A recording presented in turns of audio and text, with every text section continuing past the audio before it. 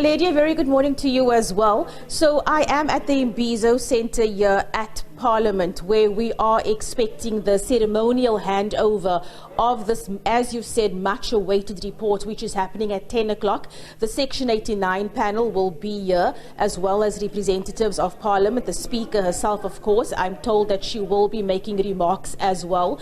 And this report will be handed over, and there will be an opportunity for us as members of the media to interrogate the report. As you know, right now, it could go two ways, one of two ways. The panel could either say that there is nothing to investigate, there is no prima facie evidence for Parliament to look into, or the panel could actually recommend that there is a case for the President to answer for. So opposition parties have been waiting in anticipation for this day. As we know, the report was initially supposed to be handed over to Parliament on the 17th of November, but I think it was the day before, I think it was the 16th of November, when we were told that the panel had in fact asked Parliament for an extension because it realized the enormity and the importance of this task, and obviously it had quite a bit of information, documentation to sift through before it could actually come to a conclusion. So that's how we ended up at this day today. And then whichever way the decision goes today, the National Assembly will be debating this report on the 6th of December. That in fact is a whole other story, because the program of Parliament had to be extended to accommodate that debate. So this is what we are expecting today. What I can tell you is the opposition parties who I have spoken to so far, we know that COPE came out and said that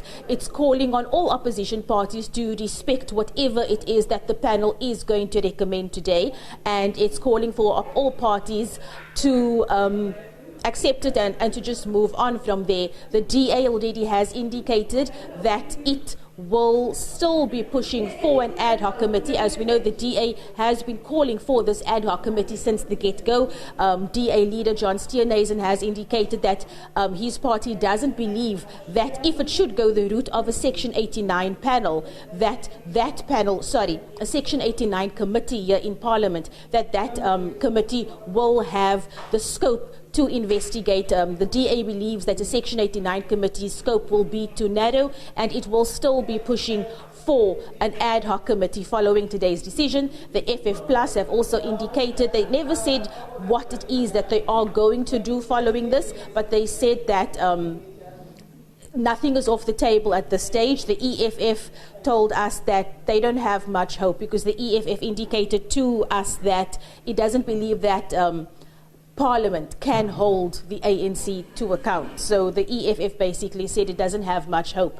So that is the ATM, of course, said to us, and this entire motion, the panel, this report, we know comes from the ATM's motion a few months ago.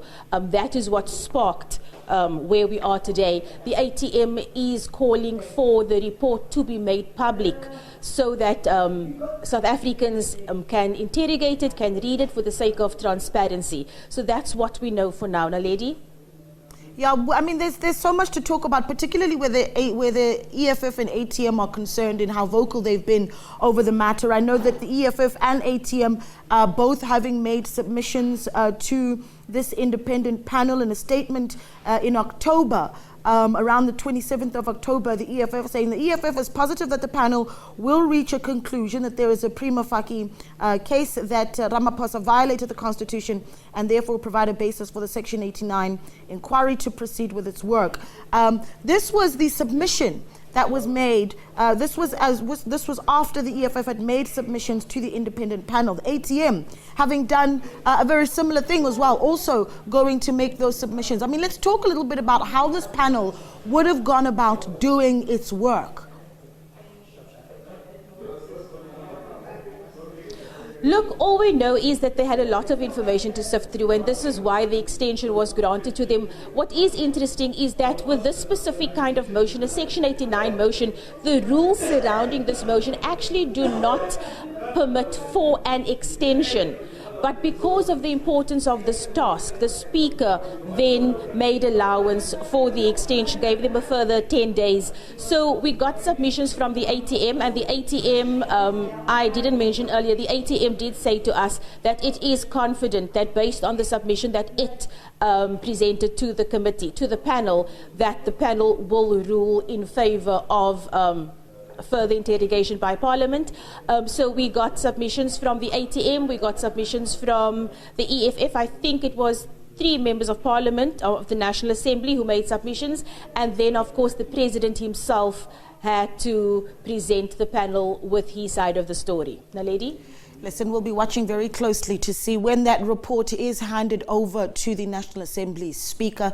Abra Barbier there, our reporter, speaking to us.